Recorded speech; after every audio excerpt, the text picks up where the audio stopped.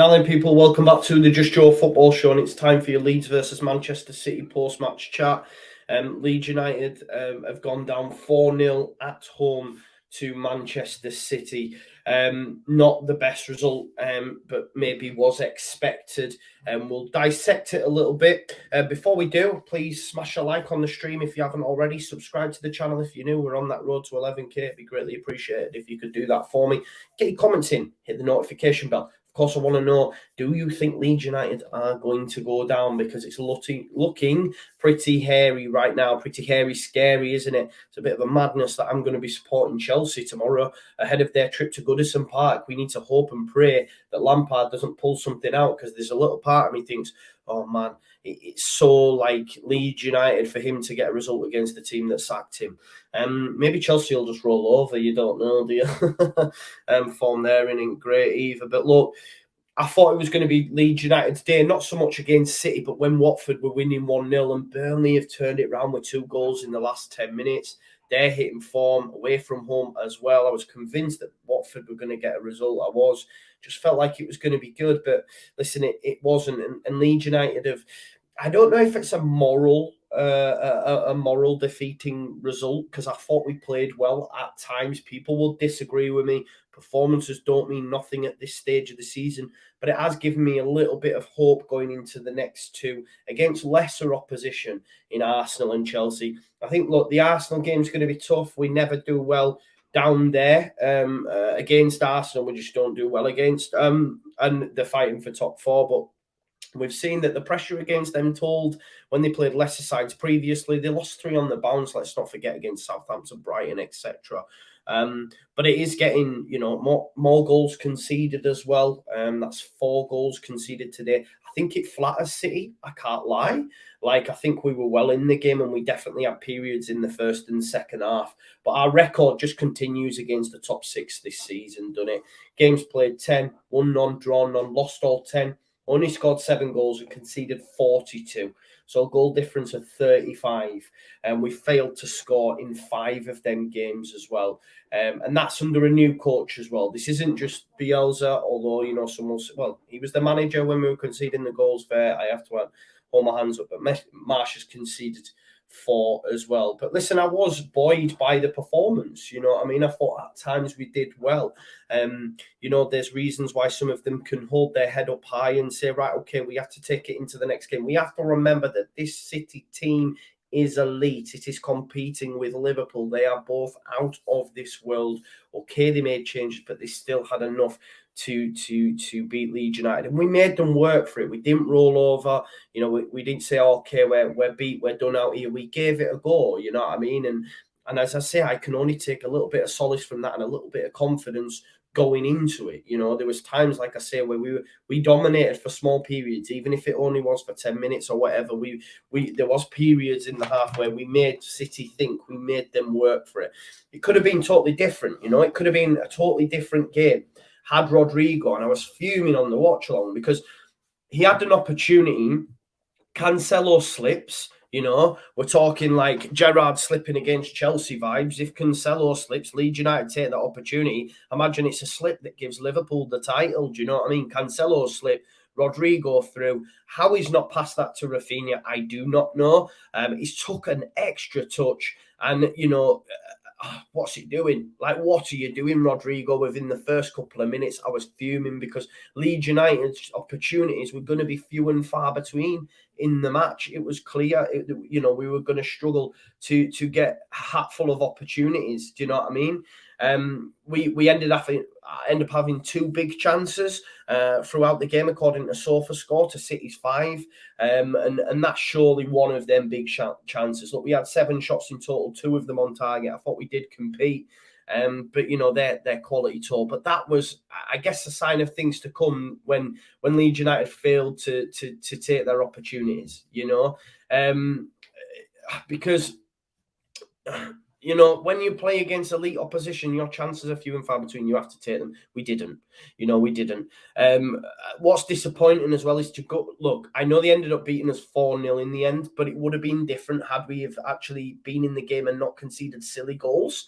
Like, to go down to set pieces is frustrating for me.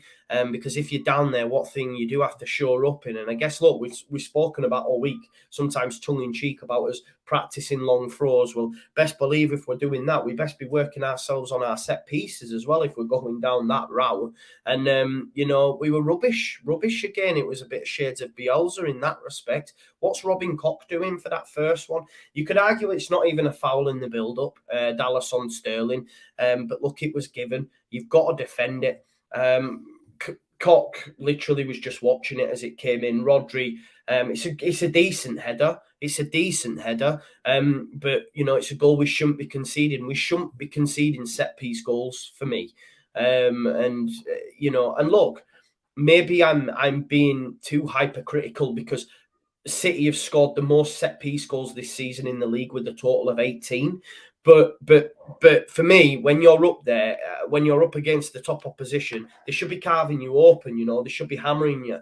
They shouldn't be scoring from set pieces. It was really, really poor for me for us to go down to two set piece goals to Manchester City. Obviously, Rodri with the first and Ake with the second. His coming on the 54th minute.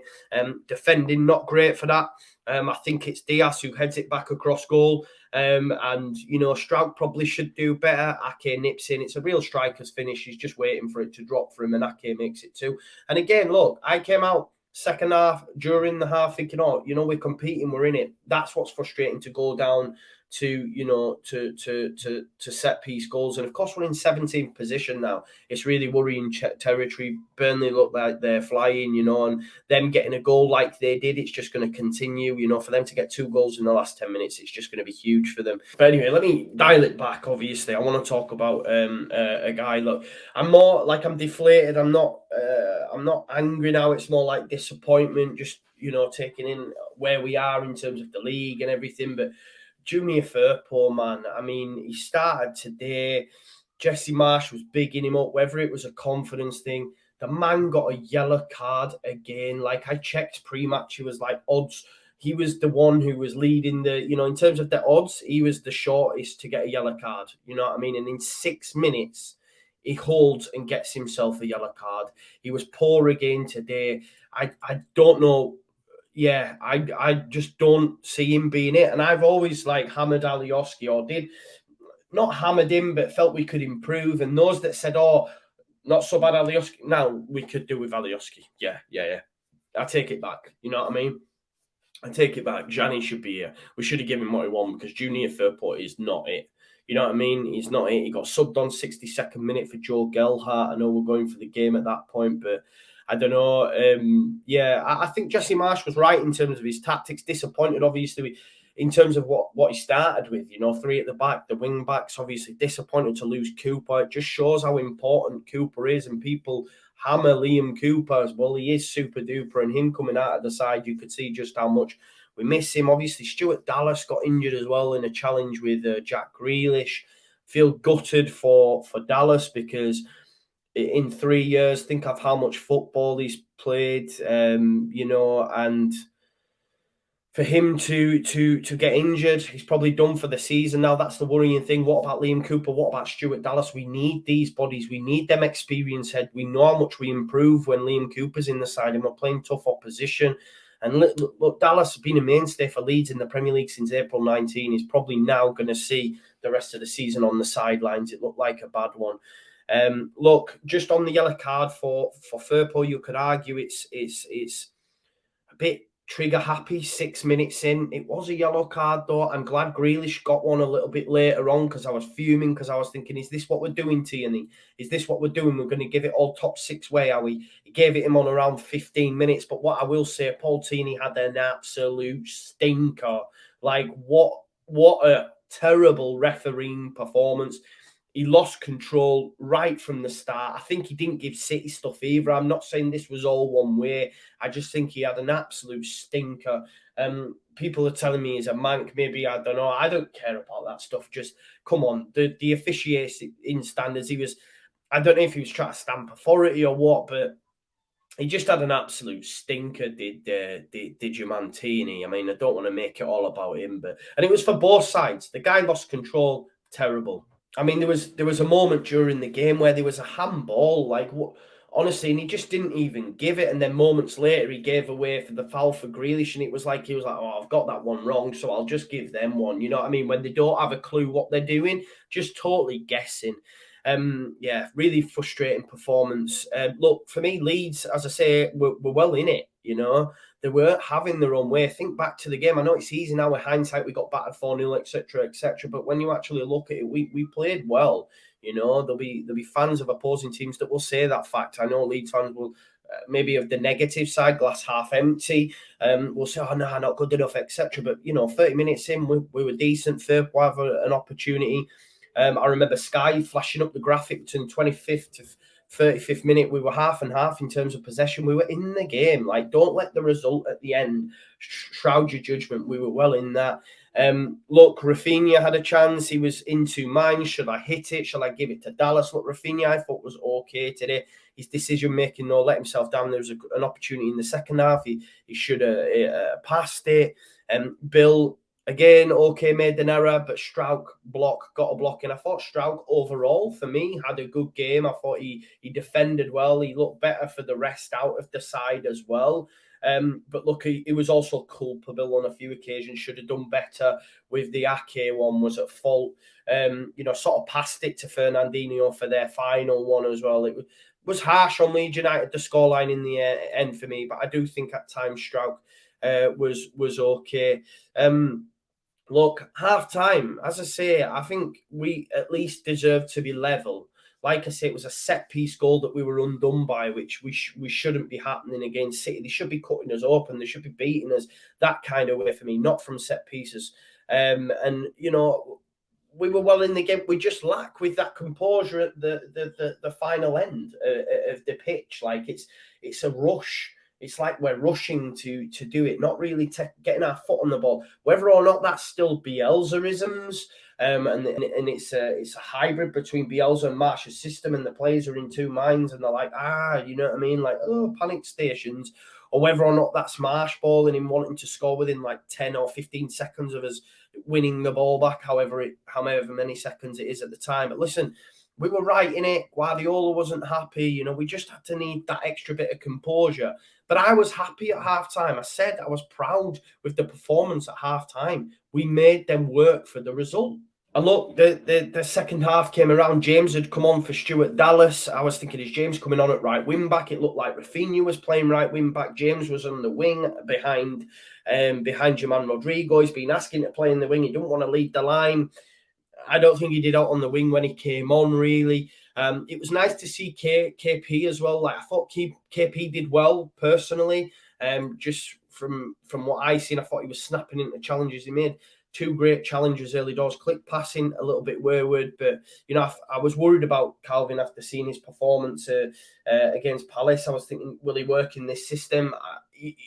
It's just my general opinion, wondering from the eye test, but I thought he was better today. Look, we then concede to Ake, as I've touched on before. That came just after half time, really 10 minutes, and that's the game done at that point, isn't it? 54th minute, again, poor defending. Ake nips in, set piece, corner, poor, you know what I mean? But like I say, for large parts, we played really well, you know what I mean? But the goals conceded not good enough, especially when you're down there. We've seen against Palace, you're defending resolutely, well played. That's what we want. Yeah, if we're going to go, fair play. I'm happy, but to go down from set piece goals, I sound like a broken record, but that's the frustrating part for me. I've got in my notes here as well. Firpo beaten too easy in terms of the lead up to the corner. I think he committed to João Cancelo. João Cancelo beat him. They end up getting a corner. They score from the resulting corner. I've got in my notes in capital letters, Firpo is rubbish. I'm sorry, I just don't see what we've paid for.